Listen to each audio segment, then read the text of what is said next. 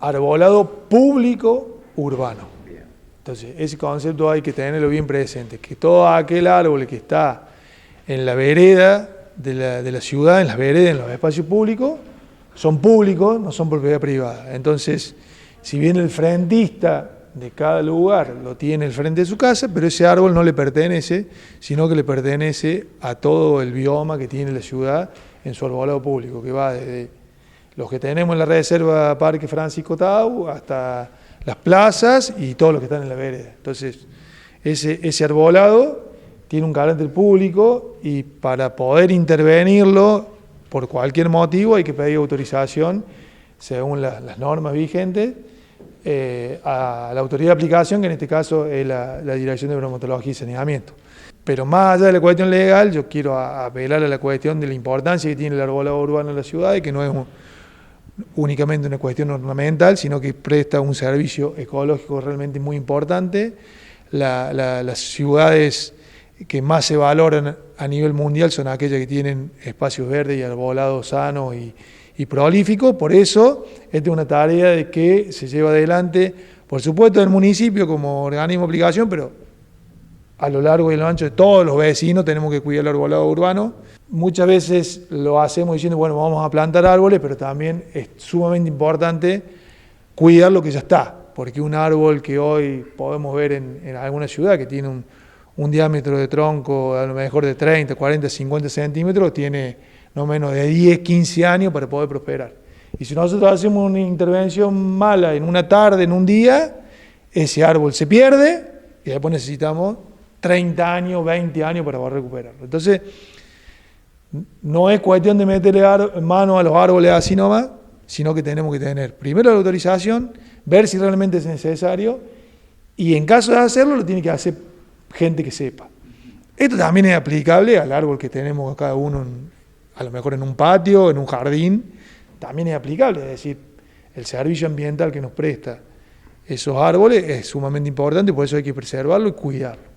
Yendo al trámite en sí, aquellas personas que tengan un árbol en el frente de su casa y que vean que hay que realizar una poda correctiva, también remarco esa palabra, la poda es correctiva, es sacar alguna rama o alguna parte del árbol que se está generando, ya sea un riesgo para la gente que transite por debajo o que se está por algún motivo saliendo de su eje el árbol, se está desequilibrando, va y se saca una o dos ramas. Aquella poda que usaban nuestros abuelos, que lamentablemente se sigue haciendo, que era sacarle todo el follaje en invierno para que, decían ellos, para que el árbol venga con más fuerza, es un error.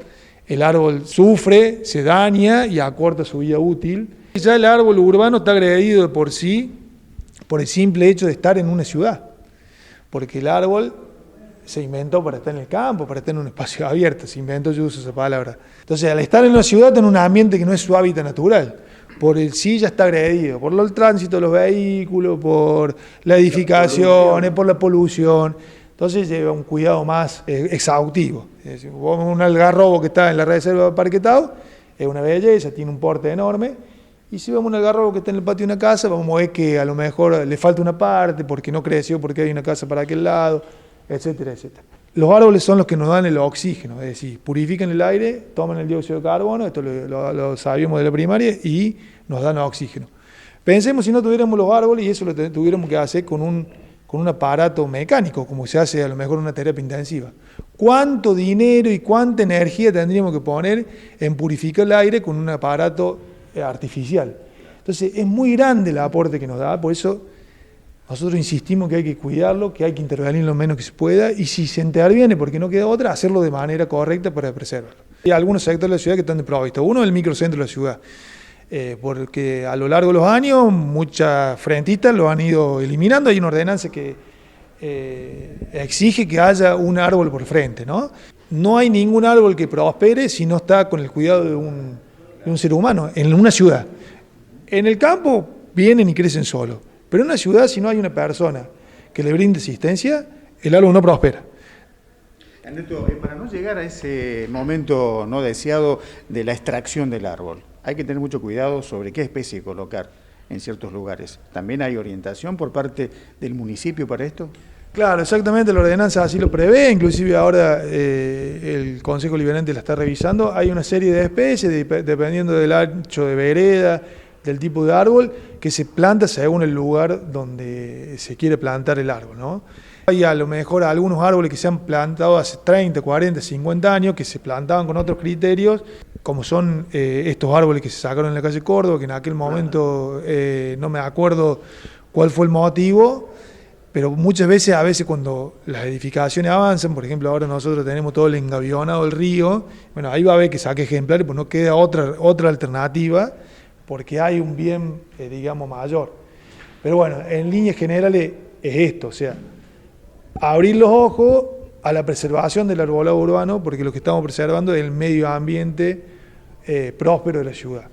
¿Cómo se hace esto? A través de WhatsApp, un llamado telefónico a la Dirección de Bromatología y Saneamiento, se plantea el problema, va personal técnico especializado, observa la cuestión y si es correcta la necesidad de la poda, correctiva, se autoriza y eso lo tiene que hacer personal que también está acreditado, que son los que han hecho el curso de poda en la municipalidad y están autorizados para tal fin.